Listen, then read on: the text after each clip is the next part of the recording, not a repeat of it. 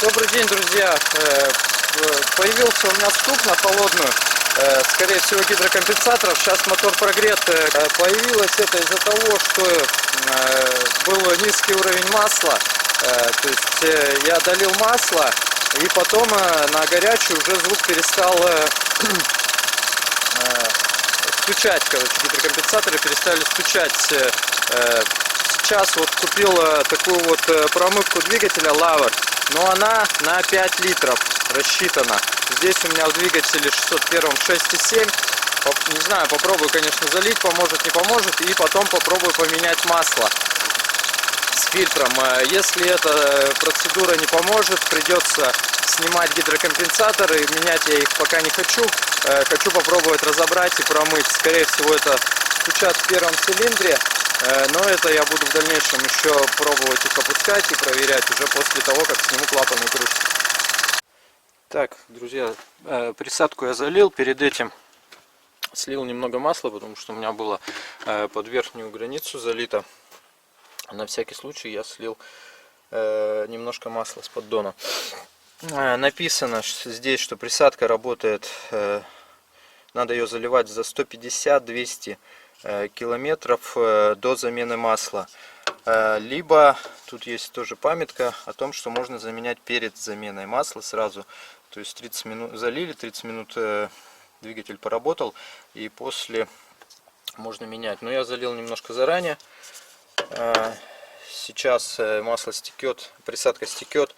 Посмотрю уровень. Добавлю, если что, масла немного.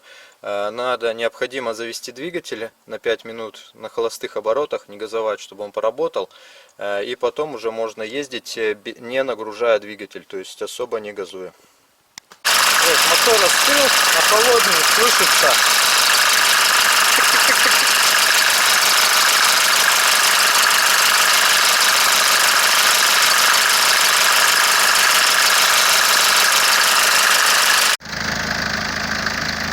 Все, значит, слил промывку, вот этот Lavor, и поменял масло. То есть на холодную двигатель звучит так. Звук,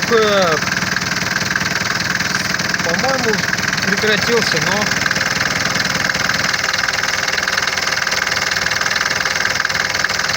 все равно какой-то стук есть, не могу понять, то ли гидрики, то ли что.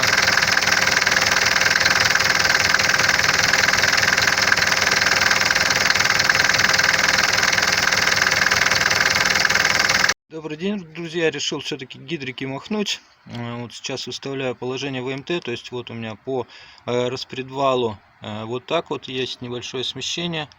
То есть когда выставил положение ВМТ, но специалисты говорят, что это в принципе приемлемо, полградуса. Вот на коленвале вот выставляется положение ВМТ вот так вот. То есть находите ОТ, и вот там вот есть такой на блоке выступ. Он должен совпасть с этим положением. Итак, друзья, я открутил звездочку от распредвала и уже ослабил болты коромысл. То есть запоминаем, что вот первые кулачки первого цилиндра стоят вверх. Начинаем с крайнего болта, сдернули его, он щелкнул, и потом также все прощелкали все болты, которые держат, и потом потихоньку по одному обороту их равномерно ослабляем. И не получилось у меня достать, вот ставлю Фэби, получается уже поставил практически все гидрики. То есть каким образом идет процесс установки: берете гидрик, вот новенький, обмакиваете его в масло, и все, и утапливаете там. Начинаем сборку. Поставил распредвал, то есть его просто опускаете, смотрите, чтобы на первом клапане были вверх вот эти вот, и потом начинаете потихоньку закручивать. Закручивать начинаем с центра по часовой стрелке. Вот берем центр и потом крутим вот эти здесь. Потом переходим на первый и крутим крайние болты. Все, и таким образом потихоньку притягиваем распредвал.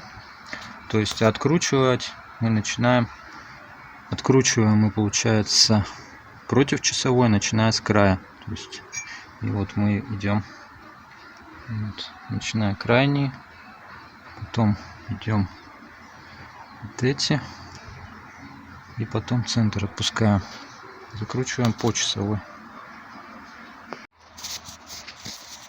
Так, столкнулся вот с такой проблемой, то есть когда ставил звездочку, не мог попасть в звездочку, потому что вот здесь вот есть такой штифт на распредвалу, он входит в звездочку.